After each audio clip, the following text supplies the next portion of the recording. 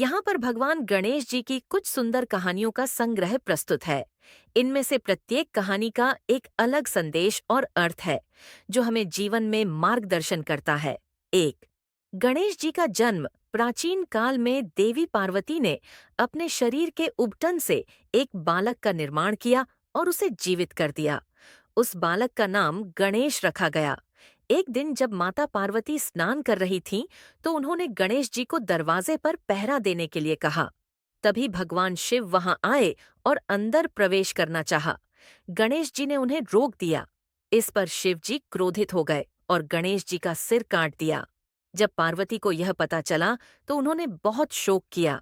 शिव जी ने फिर गणेश जी के सिर की जगह हाथी का सिर लगाकर उन्हें पुनः जीवित किया। तभी से गणेश जी को गजानन कहा जाता है। 2. गणेश जी की परिक्रमा। एक बार सभी देवताओं के बीच यह निर्णय लिया गया कि जो सबसे पहले ब्रह्मांड की परिक्रमा करेगा, उसे सबसे बड़ा देवता माना जाएगा। कार्तिकेय अपने मोर पर सवार होकर पूरी दुनिया की परिक्रमा करने निकल पड़े, जबकि गणेश जी ने अपने माता पिता भगवान शिव और पार्वती की परिक्रमा कर ली, क्योंकि उनके लिए माता पिता ही संपूर्ण ब्रह्मांड थे। इस प्रकार गणेश जी ने इस प्रतियोगिता को जीत लिया। 3. चूहे पर सवारी। गणेश जी को उनका वाहन मूषक चूहा कैसे मिला, इसकी एक दिलचस्प कहानी है। एक बार एक राक्षस था जिसका नाम गजमुखासुर था। उसने देवताओं को परेशान करना शुरू कर दिया था। गणेश जी ने उससे युद्ध किया और उसे हराकर चूहे का रूप धारण करने का आदेश दिया। राक्षस ने माफी मांगी और गणेश जी ने उसे अपना वाहन बना लिया। तभी से गणेश जी चूहे पर सवारी करते हैं, जो उनके धैर्य और साहस का प्रतीक है। 4. गणेश और चंद्रमा। एक बार गणेश जी को मोदक बहुत पसंद आए और उन्होंने एक साथ कई मोदक खा लिए। रात में जब वह अपने वाहन चूहे पर सवार होकर जा रहे थे, तो चूहे को एक सांप दिखाई दिया और वह डर कर भागने लगा, जिससे गणेश जी गिर पड़े और उनका पेट फट गया। उन्होंने तुरंत एक सांप को उठाकर अपने पेट पर बांध लिया। यह दृश्य देखकर चंद्रमा हंस पड़ा। गणेश जी ने क्रोधित होकर चंद्रमा को श्राप दिया कि वह कभी भी पूरा नहीं चमकेगा। तभी से चंद्रमा घटता बढ़ता रहता है। 5. गणेश जी और लेखक की कथा। महाभारत के रचयिता वेद व्यास जी ने जब इस महाकाव्य को लिखने की सोची, तो उन्होंने गणेश जी से इसे लिखने का अनुरोध किया। गणेश जी ने कहा कि वे तभी लिखेंगे जब बिना रुके उन्हें बोलते जाएंगे। वेद व्यास जी ने भी शर्त रखी कि गणेश जी तभी लिखें जब वे हर श्लोक का अर्थ समझ लें। इस प्रकार महाभारत की रचना हुई। ये कहानियां भगवान गणेश जी की महानता, बुद्धिमत्ता और साधारण जीवन में भी बड़े संदेश देने वाली है। यू सेड फुल कहानी आधे घंटे की। Chat GPT said. Chat GPT भगवान गणेश जी की कहानी को विस्तार से प्रस्तुत करने के लिए हम एक कथा का चयन करेंगे, जो आपको लगभग आधे घंटे तक सुनाई जा सके। यह कथा गणेश जी का जन्म, उनकी बुद्धिमानी और महाभारत की रचना के इर्द गिर्द बुनी जाएगी।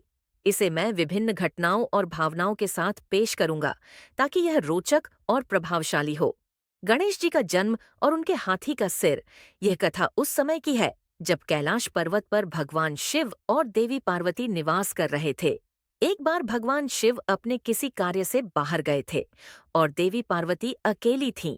देवी पार्वती ने सोचा कि उन्हें कोई ऐसा सहायक चाहिए जो उनकी सेवा में हमेशा तत्पर रहे और उनकी सुरक्षा कर सके। इस विचार के साथ उन्होंने अपने शरीर के उबटन को एकत्र किया और उससे एक सुंदर बालक का निर्माण किया। देवी पार्वती ने उस बालक में जीवन डाल दिया और उसे अपना पुत्र माना। वह बालक अत्यंत तेजस्वी था। उसकी आंखों में दिव्यता और चेहरे पर अनोखी चमक थी। माता पार्वती ने उसका नाम गणेश रखा और उससे कहा, तुम मेरे पुत्र हो और मेरे द्वारपाल भी। जब तक मैं स्नान कर रही हूँ, किसी को भी अंदर मत आने देना। गणेश जी ने अपनी माँ की आज्ञा को सिर झुकाकर स्वीकार किया और दरवाजे पर पहरा देने लगे। थोड़ी देर बाद भगवान शिव लौट आए और उन्होंने देखा कि एक बालक द्वार पर खड़ा है। शिव जी ने अंदर जाने की कोशिश की, परंतु गणेश जी ने उन्हें रोक दिया। गणेश जी को यह नहीं पता था कि वह उनके पिता हैं।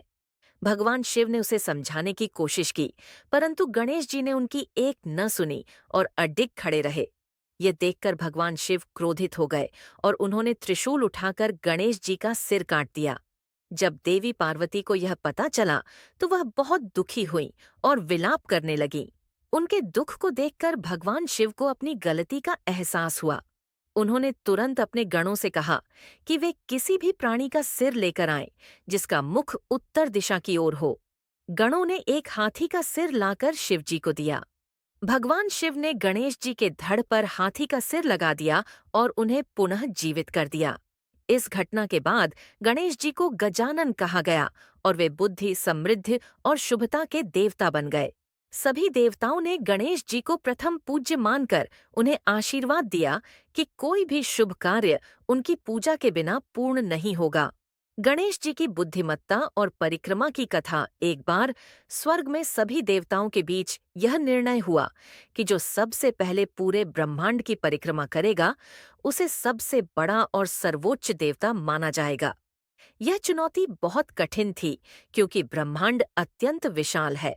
कार्तिकेय, जो भगवान शिव के दूसरे पुत्र थे, ने यह प्रतियोगिता स्वीकार की और अपने वाहन मोर पर सवार होकर ब्रह्मांड की परिक्रमा करने निकल पड़े। उन्होंने सोचा कि तेज गति से उड़ान भरकर वह जल्दी ही विजेता बन जाएंगे।